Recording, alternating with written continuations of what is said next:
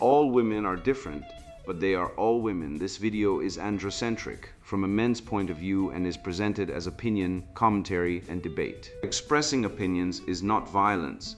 These are ideas to challenge, question, and argue in public, because classical liberalism relies on the First Amendment for its dialectic. If you are a feminist, then consider this.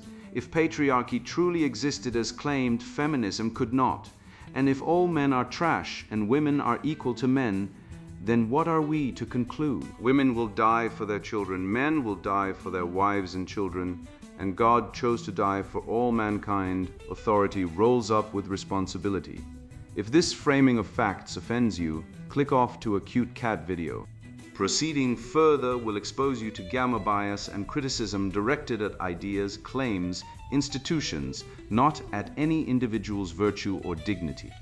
Our method follows the 7 liberal arts: the trivium, grammar, logic, rhetoric, and the quadrivium, arithmetic, geometry, music, and astronomy, and the transcendentals, the good, true, and beautiful. If this framework is not for you, feel free to exit now. It's no disgrace.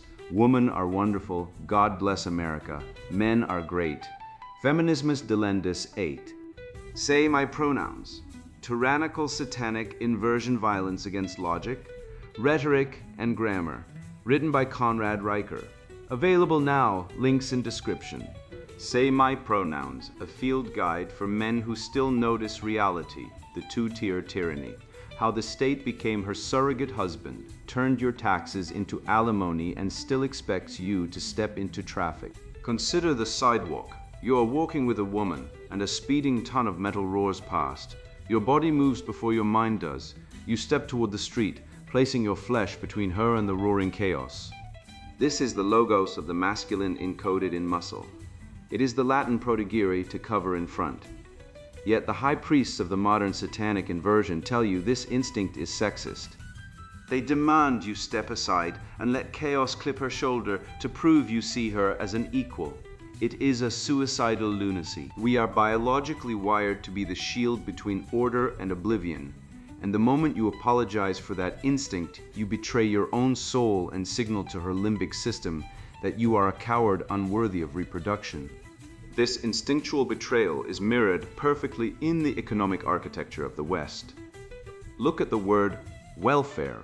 Etymologically, it descends from the Old English welfaren, to fare well, predicated on provident foresight, agency, and the sweat of your brow. Today it has been degraded into a mechanism of genocentric parasitism. I look at the empirical data, and the math is merciless. Men are the sole net positive lifetime taxpayers, while the administrative state operates as a shadow matriarchy. This bureaucracy acts as a surrogate husband, extracting the surplus labor of men to fund the systemic recklessness of the strong, independent woman. She does not want liberation from provision. She wants the state to violently redistribute your wealth so she can enjoy the resources of men she finds sexually repulsive without the inconvenience of gratitude. This is not a safety net. It is a systemic two-tier wealth transfer from the productive masculine class to the dependent feminine class. This entire corrupt system is powered by resentment. Trace the word to its root, re again plus sentire, to feel. It is the demonic compulsion to feel the sting of a fabricated slight endlessly. The feminist project is nothing more than a politics of envy, driven by those who, lacking the physical and creative agency to build the transcendent infrastructure of the West, have been goaded by cultural Marxists into claiming they were excluded from systems they were biologically incapable of inventing.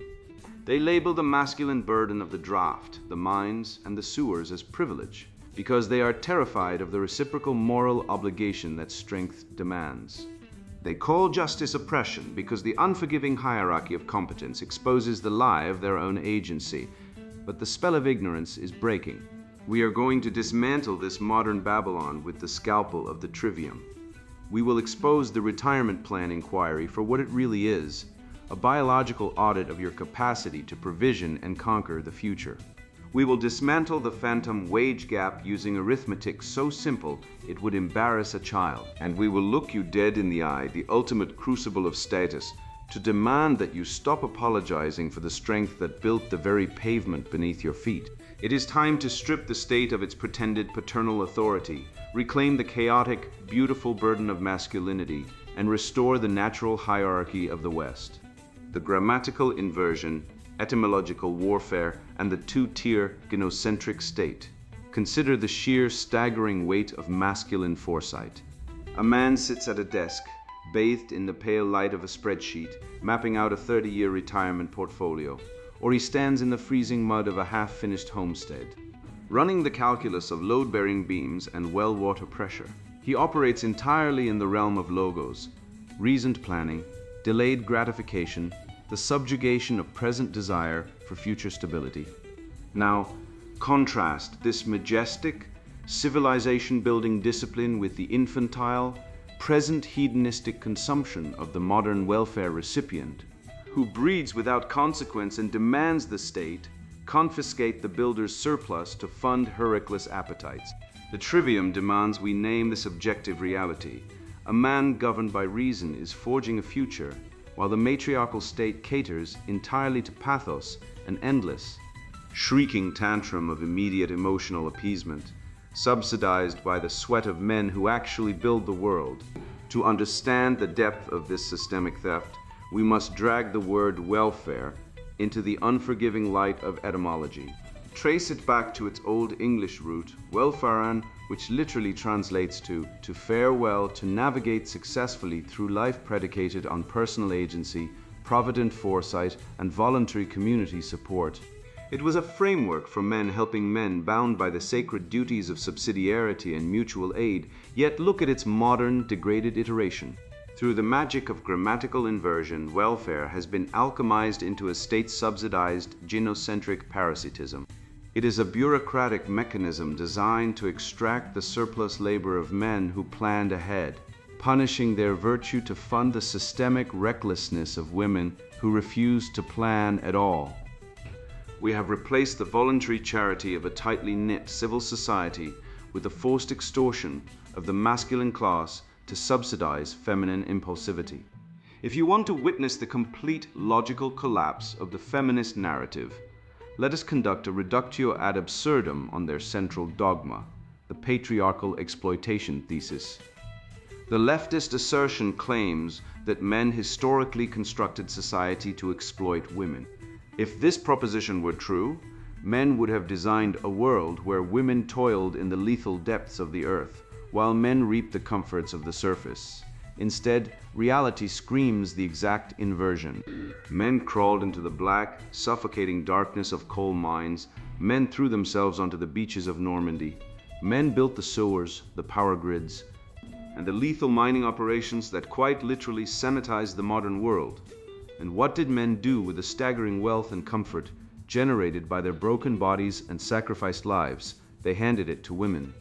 They constructed a world where a woman can sit in a climate-controlled human resources department, sipping a state-funded latte, complaining that the air conditioning is a tool of patriarchal oppression.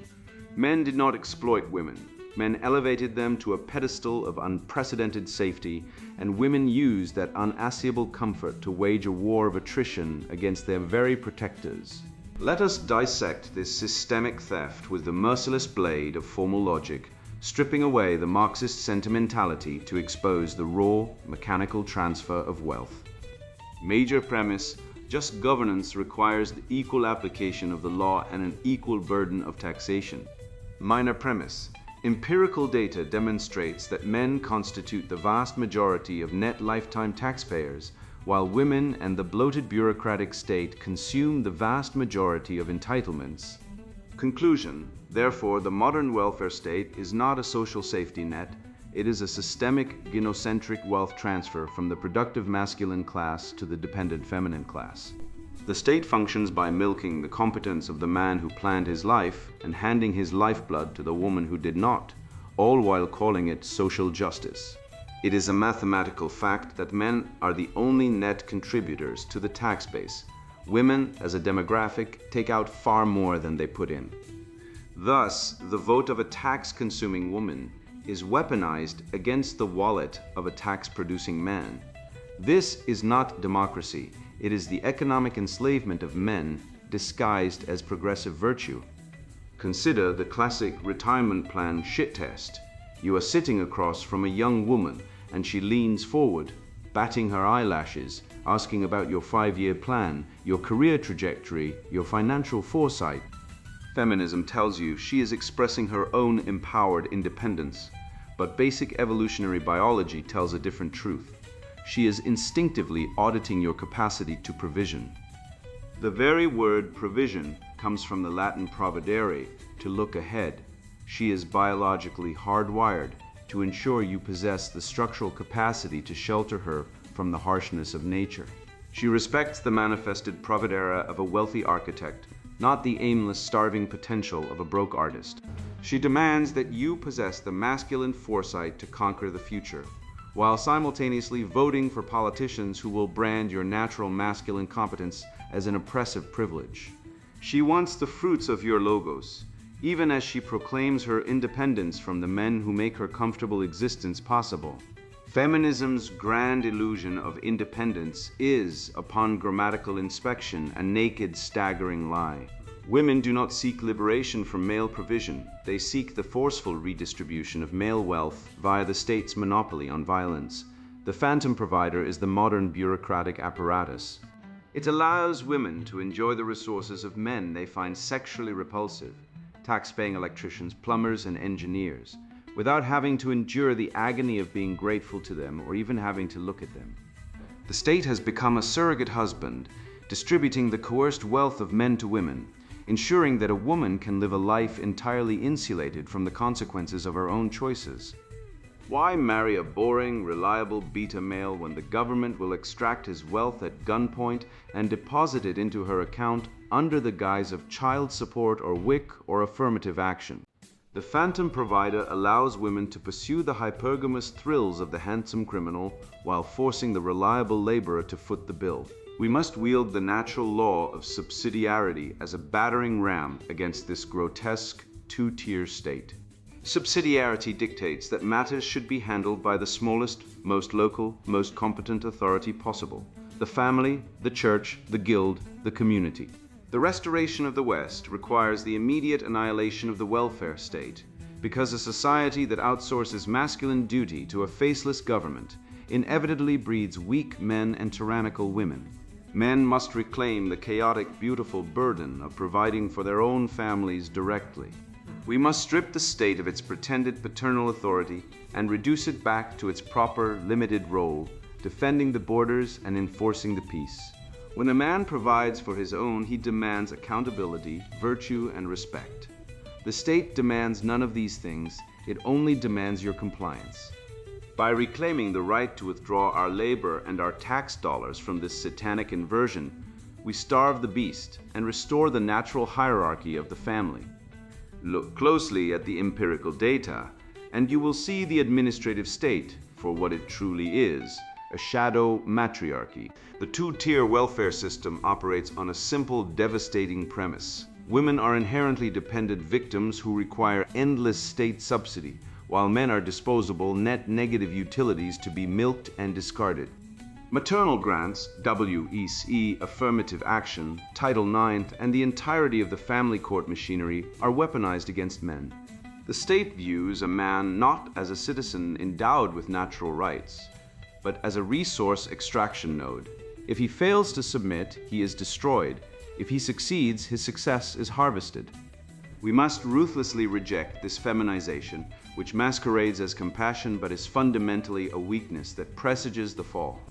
We will weaponize the truth, re-enshrine the virtues of our ancestors, and smash this modern Babylon of wokeness to dust, rebuilding a civilization where logos rules, and the pathological lies of the left are cast back into the shadows forever. I have watched the gamma male in his natural habitat, the coffee shop, the campus quad, the antidepressant-scented gallery opening, and I can report that his tragedy is neither complex nor mysterious. It is simple, brutal, and entirely self-inflicted. He has been trained to confuse capitulation with virtue, to mistake his own diminishment for respect. He believes with the desperate faith of a man hurling coins into a dry well. That a woman will love him for his sensitivity, that she will look upon his carefully cultivated harmlessness and feel desire rather than the bone-deep contempt her limbic system demands. He is wrong. He is catastrophically, biologically, evolutionarily wrong. And nowhere is this failure more visible than in the primal, unforgiving test of masculine protection. The instinct to shield, to guard, to place one's body between a woman and the chaos she pretends does not exist. The biological dialectic, chaos, traffic, and the test of the unshielded. I once watched a young man, a university-educated, sensitive, thoroughly modern specimen, lecture a mutual acquaintance about the oppressive history of men walking on the curbside of women. He called it benevolent sexism. He called it patriarchal control. He used the word problematic 3 times in 2 minutes, which is 2 times too many for any man with dignity. 2 weeks later, the woman he was trying to impress, a pretty, hollow-eyed communications major with a nose ring and a 1,000-yard stare, ghosted him for a construction worker who told her she had a nice walk and suggested she wear less makeup. She is now pregnant with their 2nd child. He is now posting threads about toxic masculinity from a studio apartment that smells like cat food and quiet desperation. The woman's limbic system, you see, is smarter than her ideology. It recognized in the construction worker's shameless gaze something that the gamma male could never provide, the promise of physical dominion, of a man who would stand between her and the roaring metal chaos of the world without thinking twice about it. Consider the feminist claim that chivalry is benevolent sexism. Let us steelman this argument before we incinerate it.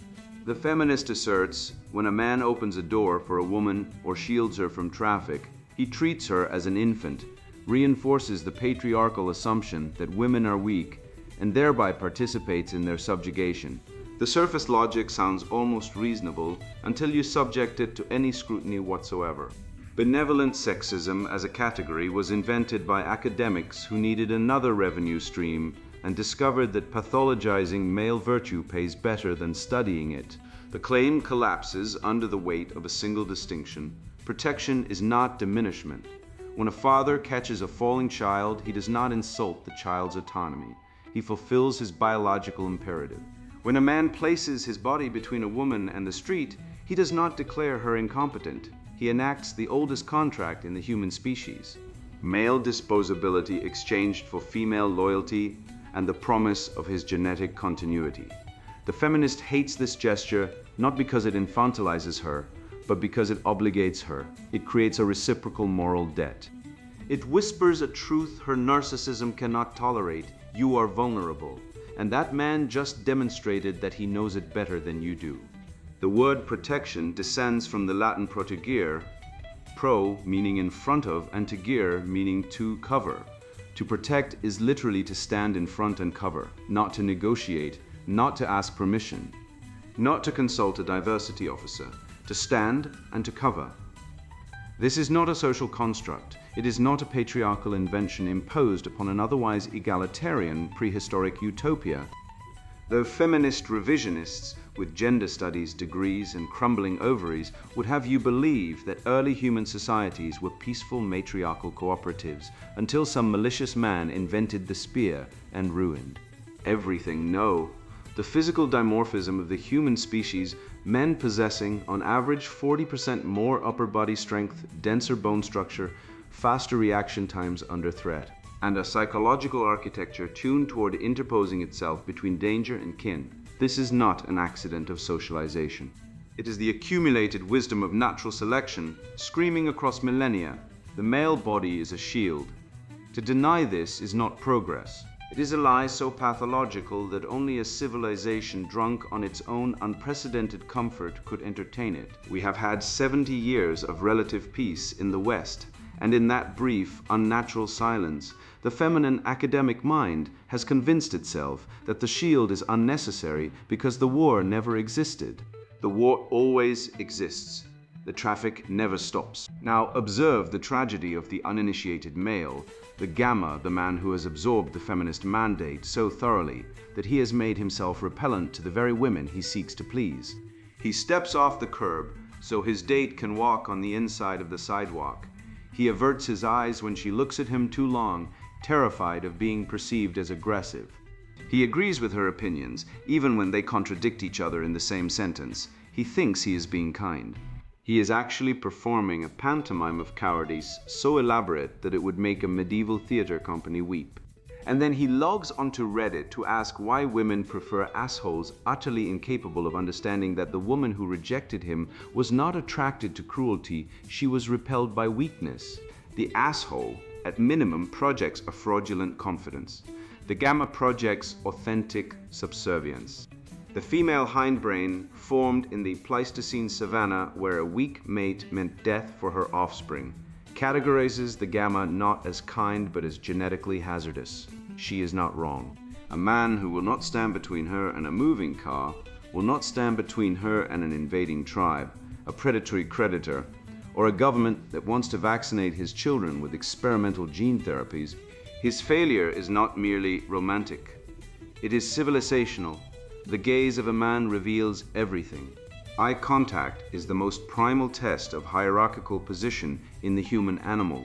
Predatory mammals established dominance through ocular confrontation long before primates evolved the neocortex to rationalize their surrenders.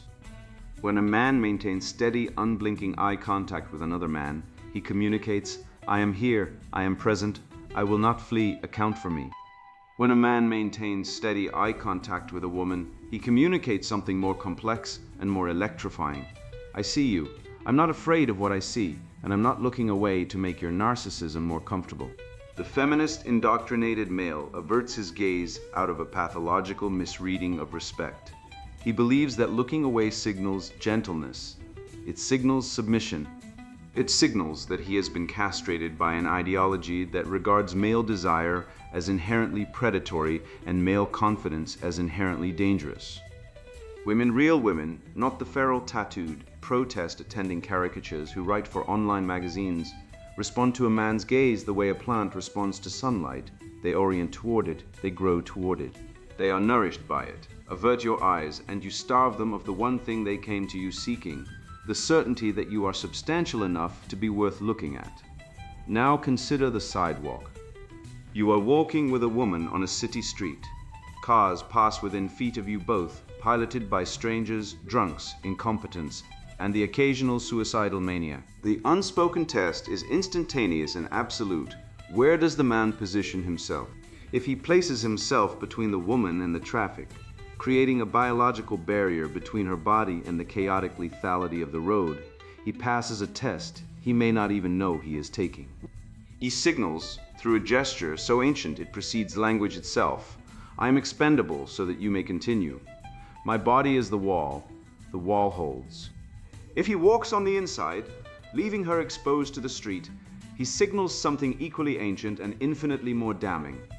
"I value my physical comfort more than your survival. I have been instructed by feminism to treat you as my equal in all things, including your capacity to be struck by a delivery truck. I am a man who follows instructions rather than instinct. I am unsafe." The woman's repulsion in this moment is not ideological, it is mammalian. It is the same mechanism that causes a female to reject a sick or injured mate in any species. This one will not survive the next crisis, and neither will my offspring if I bind myself to him.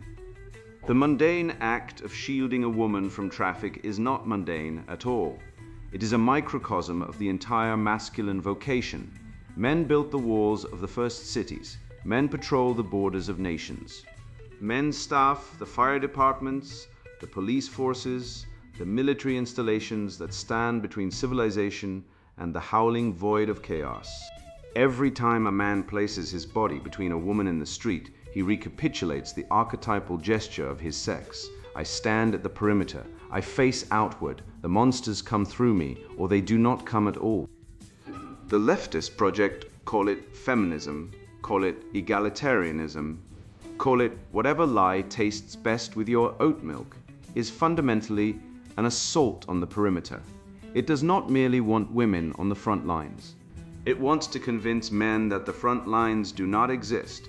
It wants to dissolve the boundary between the safe interior and the dangerous exterior, between the home and the street, between civilization and barbarism, because the existence of that boundary implies a protector, and the existence of a protector implies a hierarchy of competence.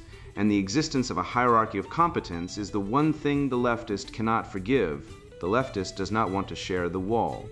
The leftist wants the wall demolished, because as long as the wall stands, someone built it, someone maintains it, and someone is stronger than the people sheltering behind it, that someone is a man.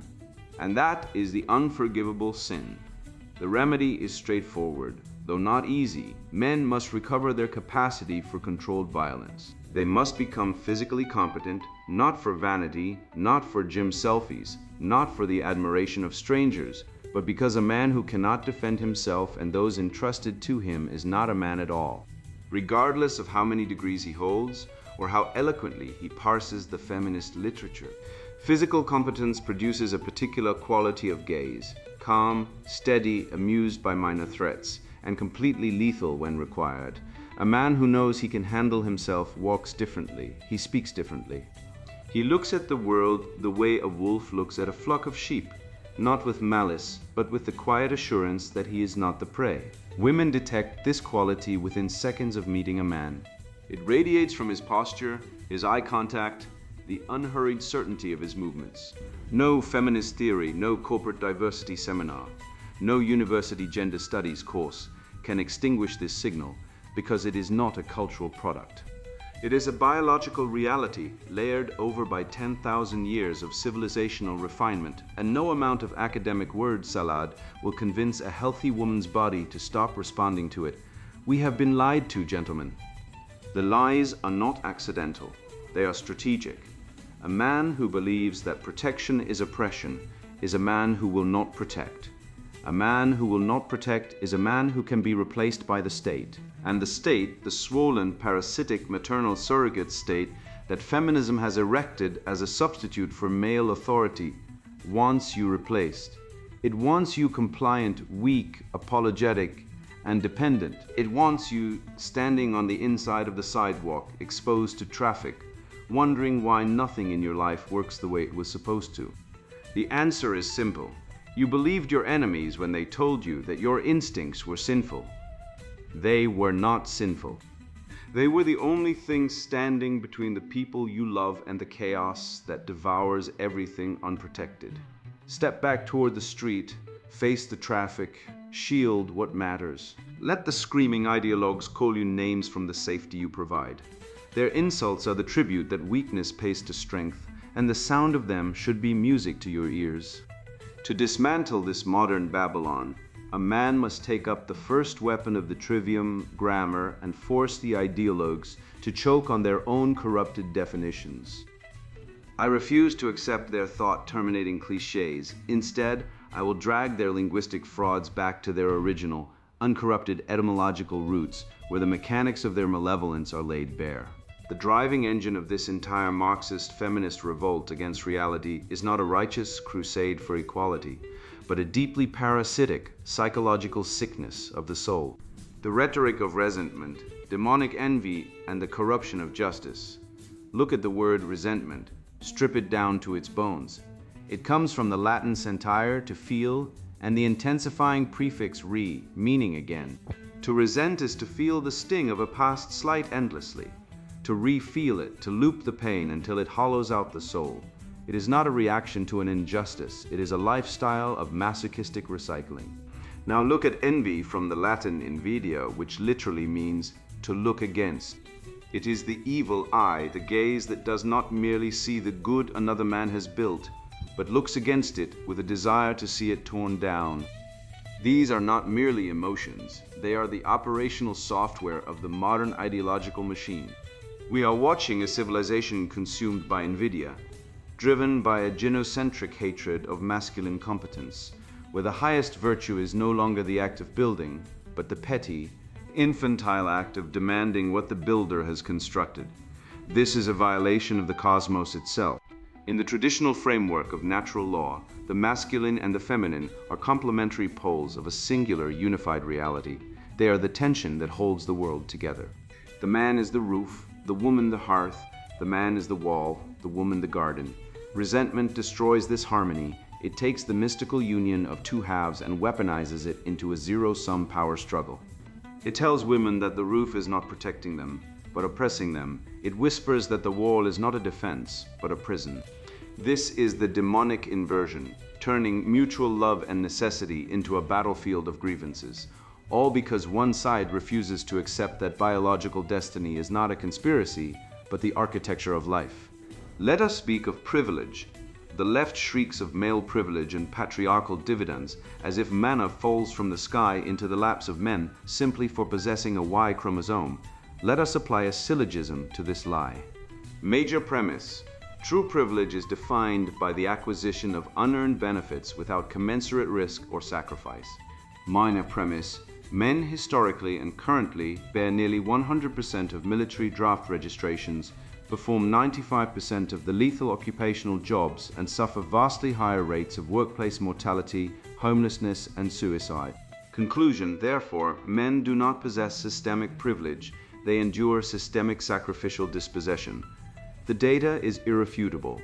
93% of workplace fatalities are men. Men are the shock troops of civilization, the ones who die in the mud to lay the pipes, mine the coal, and fight the wars. To call this privilege is a satanic lie. It is the ultimate gaslight, spitting on the graves of the men who built the infrastructure you stand on. When you point this out, the ideological hydra does not debate you with data. It shrieks systemic misogyny. This phrase is not a scientific hypothesis. It is a thought-terminating cliché. It is an unfalsifiable claim. It cannot be measured. It cannot be tested. It explains every discrepancy in human outcome, ignoring biology, ignoring choice, ignoring merit, ignoring the reality that men and women want different things. If women choose to work fewer hours, it is misogyny. If women choose safer jobs, it is misogyny. If women prefer nursing to mining, it is internalized misogyny.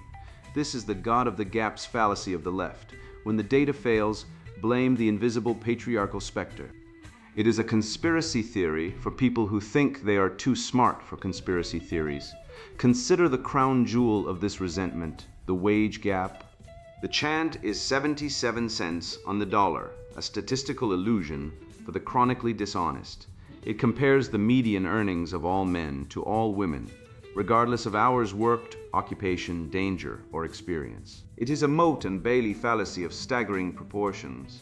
The moat, the defensible position, is the undeniable fact that men work longer, harder, and more dangerous hours, often sacrificing their lives to provide.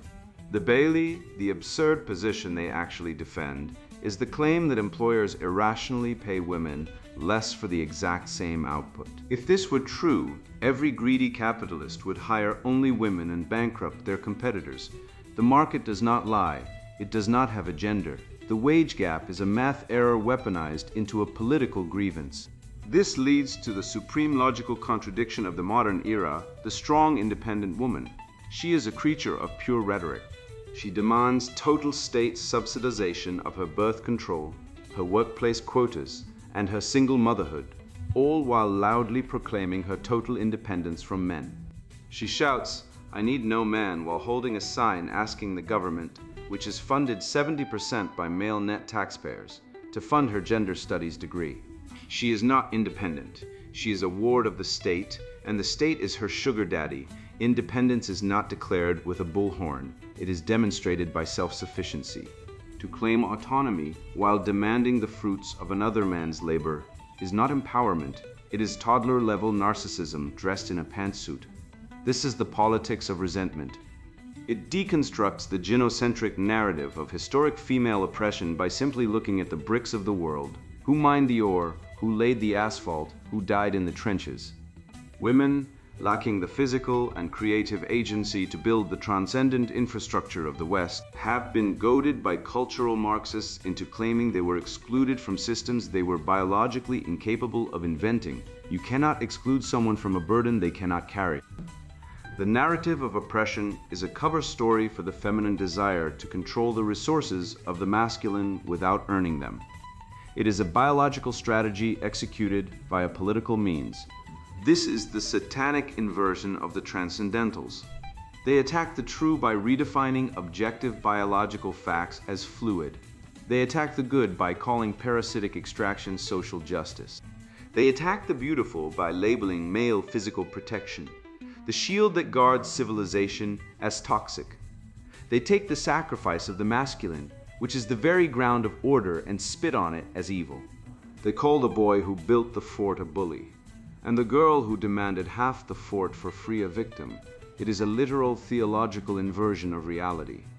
There is no compromise with this. There is no meeting in the middle. There is only the choice between the logos and the lie. To kneel to this synthetic state-enforced religion of hurt feelings is to surrender the very logos that built the Western world, and surrender is a contagion that rots empires from the inside out. When a civilization uses its institutional apparatus to force men into denying objective reality to validate the delusions of narcissistic tyrants, its collapse is not a tragedy, but a mathematically inevitable certainty. A society that disarms its protectors, heavily taxes its builders, and subsidizes its most parasitic elements is a ticking bomb of gynocentric absurdity. We are staring directly at the systemic failure of this modern Babylon, which confronts the rational man with the ultimate binary choice. Will you passively allow this rotting structure to crush you, or will you unapologetically withdraw your competence to construct sovereign, parallel institutions to weather the storm, the ascendant logos, rebuilding the ruins and the mastery of the self? Scratch a leftist, find a tyrant. That was the graffiti on a bathroom wall in a Yorkshire pub, and it contains more political wisdom than 1,000 university seminars. I laughed when I first read it because I recognized immediately that it was true. The modern left does not seek equality.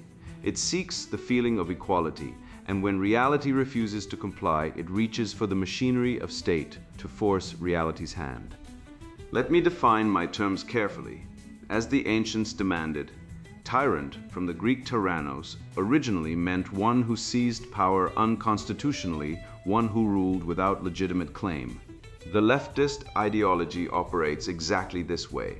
It seizes the constitutional order of nature, of biology, of civilizational precedent, and replaces it with a volkstümlich tyranny of feelings. It does not argue for its position using the tools of logic, because it cannot. It instead insists, with the full backing of every captured institution, that you must say its pronouns or face professional destruction.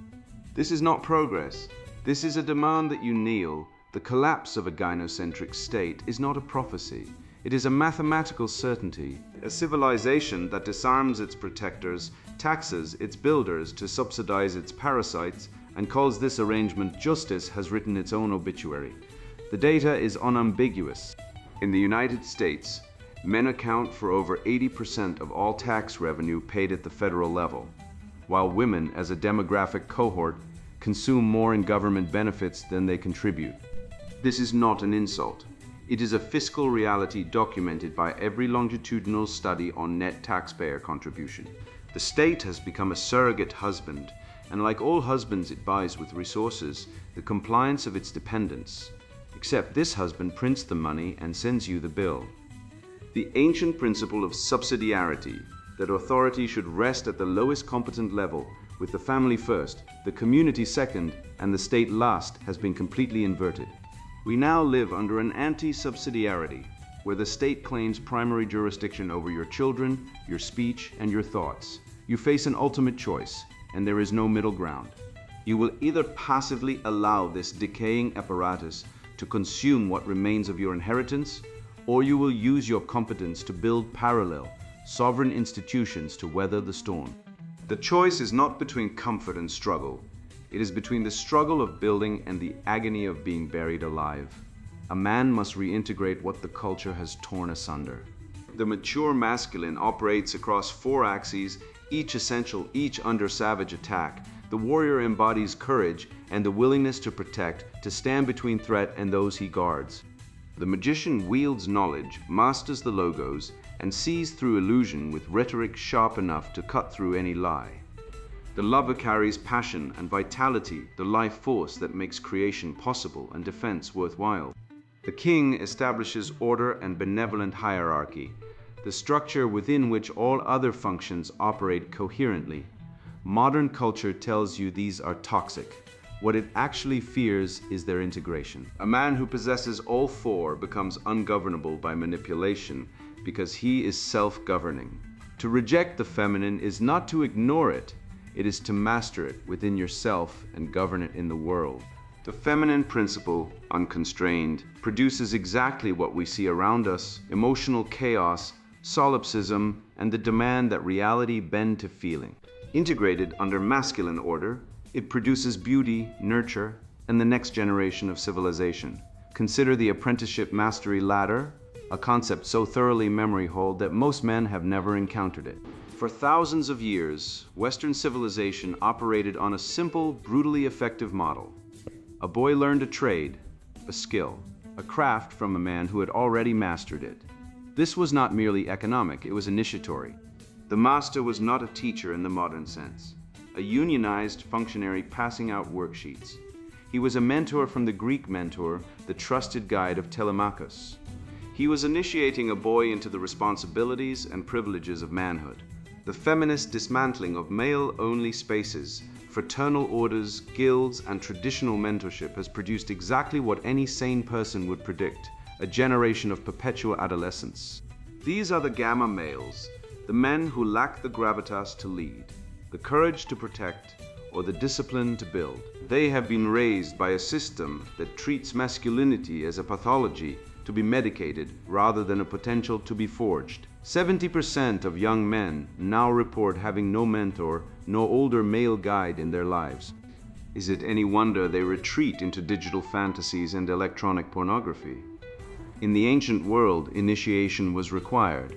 A boy could not become a man without passing through an ordeal, a controlled confrontation with death and limitation that burned away childish narcissism. The Spartans had the agoge, the medieval guilds had the chef d'oeuvre, the tribal societies had the vision quest. All of these shared a common structure. The boy was stripped of his identity, subjected to suffering, and reborn into a new name, a new role, a new responsibility. Modernity has abolished this entirely, and then acts shocked when young men wander aimlessly, seeking initiation in gangs, in extremist ideologies, or in the pathetic rituals of online fandom. The restoration of the apprenticeship mastery ladder is not a nostalgic fantasy, it is a civilizational necessity. This brings us to the crucible of voluntary discomfort. In a society engineered to make men weak, comfortable, and compliant, the highest revolutionary act is voluntary suffering. I mean this with absolute, unforgiving seriousness. Lift heavy iron, master a trade with your hands. Fast, abstain from the digital perversion that has become a narcotic for an entire generation. Read the books that challenge you, not the books that flatter you. Forge a soul capable of looking directly into the chaotic abyss of modernity without flinching. The ancient Stoics understood this. Voluntas patuit, the will stands open. You cannot control the collapse of the institutions around you, but you can control your response to it. Every moment you choose discipline over comfort, you are building the foundation of a new order. The statistics on male weakness are staggering, and they are by design. Testosterone levels in Western men have declined by over 50% in the last 4 decades. Prescription rates for antidepressants and anxiolytics have exploded. Suicide is now the leading cause of death for men under 50 in most Western nations, with male suicide rates 3 to 4 times higher than female rates. These are not coincidences. They are the predictable results of a culture that pathologizes masculine virtue and rewards feminine dysfunction. The remedy is not a pill, it is a crucible. You must voluntarily enter the furnace. Here is the final truth bomb, the one that terrifies the feminist hegemony more than any statistic or syllogism. Women do not want to lead the civilization men built. They want men worthy of following. This is not speculation, it is written across every data set on female mate preference ever collected across every culture, across all of recorded human history. Hypergamy, the tendency of women to seek mates of equal or higher status, is not a social construct. It is an evolutionary reality as fixed as the tides. The moment a woman senses weakness in her man, a failure of nerve, an apology for his own strength, her respect dies, and with it, her desire. The spell of gynocentrism shatters the moment a man stops apologizing for his strength and begins to wield it with purpose. I have seen this in my own life, and I guarantee you have seen it in yours. The moment you stop negotiating with a woman's worst impulses and start leading with calm, confident authority, the shit tests diminish. The hysteria subsides, the chaos recedes. Not because she has been defeated, but because she has finally found what she was searching for, a man who will not bend. This is the living spirit of the West rising from the ashes. Let us attend to the grammar of restoration. The word descends to us from the Latin restaurare, to rebuild, to renew, to set upright again. Note the prefix re indicating a return to a prior state, and storere, related to stare, to stand. Restoration is not invention. It is the re-establishment of something that already stood, that was proven by time and tradition. The project we are engaged in is not a philosophy of mere resentment against women. Resentment is passive. It consumes the resentful while leaving the target untouched.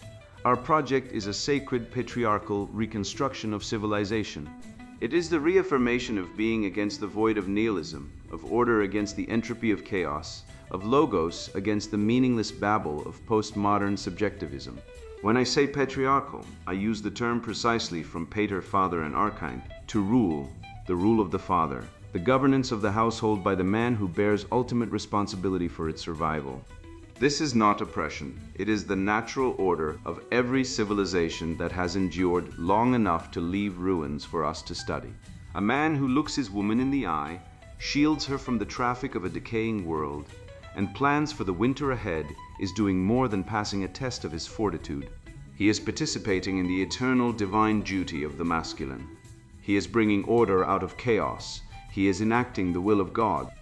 The cosmology of the West, from Plato's forms to the Christian doctrine of the Incarnation, has always recognized that the masculine principle is the logos, the rational, ordering intelligence that gives structure to raw matter, that speaks light into darkness. You are not merely a biological entity competing for reproductive access.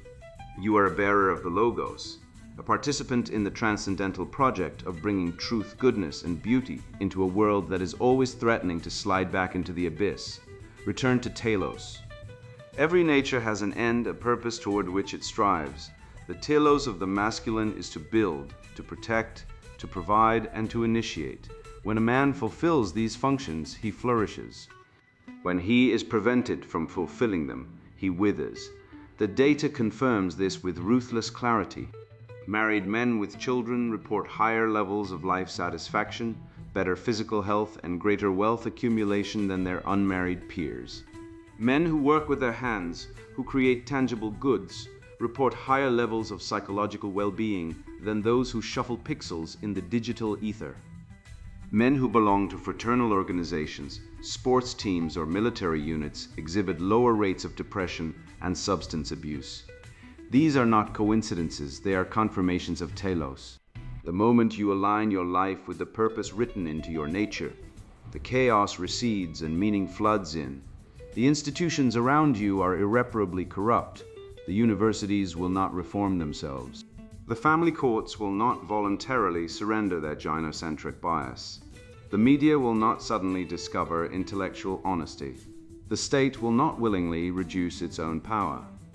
But you, as an individual man with agency, can build new institutions by and for men, grounded in the logos and the accumulated wisdom of the Western canon. You can tie social authority to demonstrated contribution, as the ancient republics did. You can restore the natural right of fathers, which precedes and supersedes the artificial claims of the bureaucratic state. You can create spaces where boys are initiated into the responsibilities of manhood by men who have already borne them. This is the restoration. This is the rebuilding of the ruins. And it begins with you right now, choosing to master yourself before you attempt to master anything else. You have survived the tour of the abattoir. We have dissected the bloated corpse of the strong, independent woman and found, predictably, a parasite feeding on the lifeblood of the state's coffers, which is to say, your labor. You now see the mechanism clearly. The wage gap is a statistical hallucination used to justify the transfer of your surplus energy to fund the chaotic, present hedonistic consumption of those who produce nothing but grievance. You understand that the patriarchy was never a conspiracy of oppression, but a cathedral of protection, a cathedral you were expected to build, maintain, and then be cast out of the moment the roof stopped the rain. You are no longer confused about why you feel exhausted. You are carrying the weight of a civilization that insists you are the villain, while it drains your marrow to pay for the lifestyle choices of your ideological enemies. You are awake. Consider the sheer hilarious absurdity of the modern inversion. We live in a timeline where a woman can unilaterally abort your son, cheat on you with a transient, and then use the family court system, powered by your tax dollars, to evict you from your own home and force you to fund the upbringing of a child that isn't yours, under threat of debtor's prison. The cuckoldry rate isn't just a statistic. It is the biological warfare of a Guinness-centric death cult against the logos of the father. And yet, these are the victims who demand you step into the mud of the street so they can walk safely on the inside.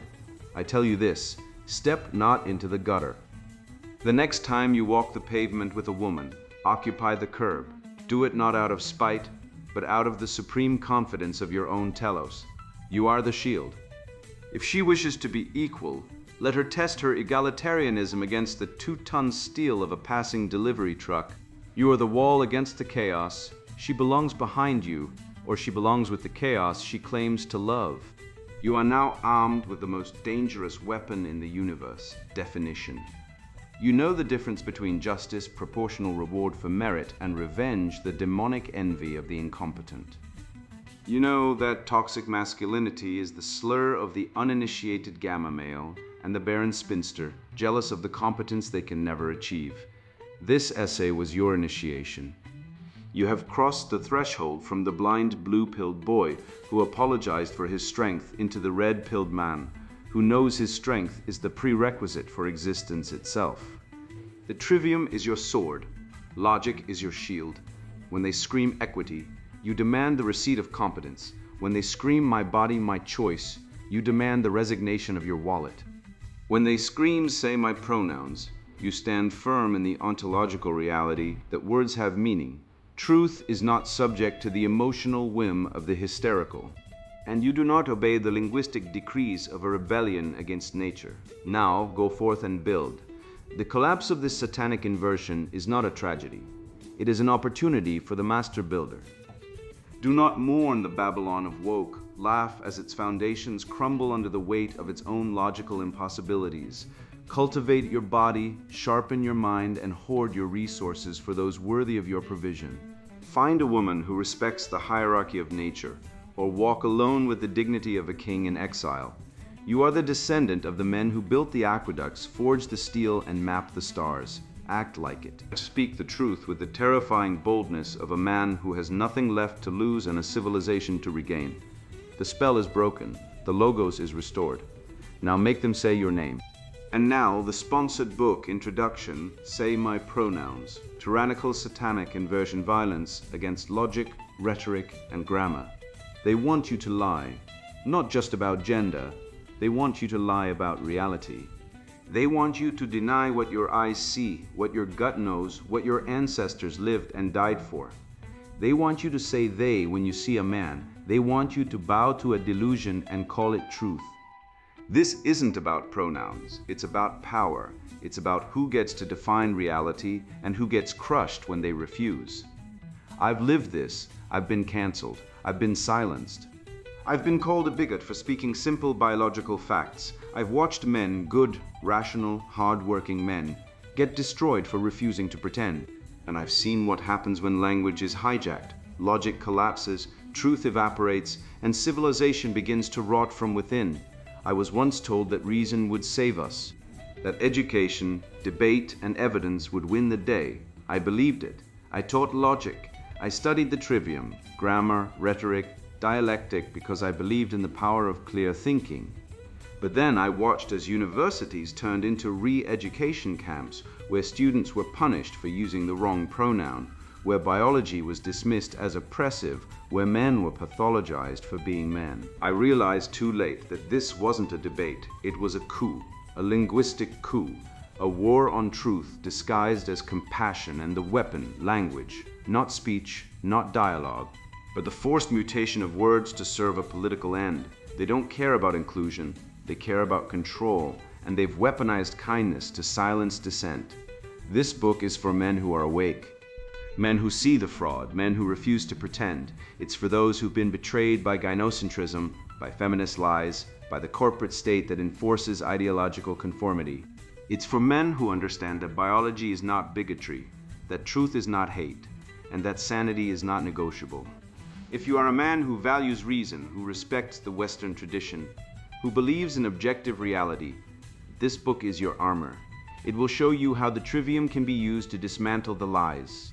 It will expose the Marxist roots of pronoun tyranny. It will reveal the psychological profile of the pronoun zealot, the emotionalist who mistakes feelings for facts.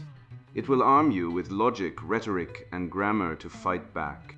If you're not one of these men, if you believe that gender is a social construct, that biology is irrelevant, that kindness means silence in the face of absurdity, then close this book now.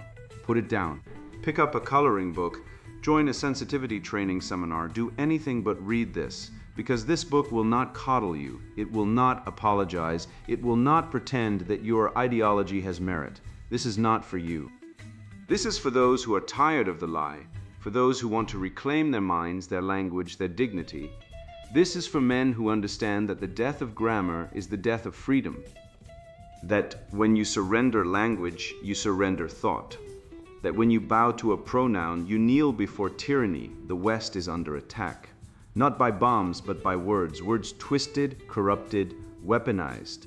The institutions that once defended truth, universities, media, courts, are now its enemies. But there is a way back. The Trivium, logic, rhetoric, grammar, the tools of the free mind. This book will show you how to use them. It will expose the cult of identity, the collapse of free speech, the feminization of reason. It will reveal the red pill of biology, the unchangeable truth that men and women are different, not equal, and that pretending otherwise destroys both. It will give you the battle plan to resist, to rebuild, to reclaim. This is not just a book, it is a weapon, and you need it. Say My Pronouns. Tyrannical, satanic, inversion, violence against logic, rhetoric, and grammar. Written by Conrad Riker. Buy now. Links in description.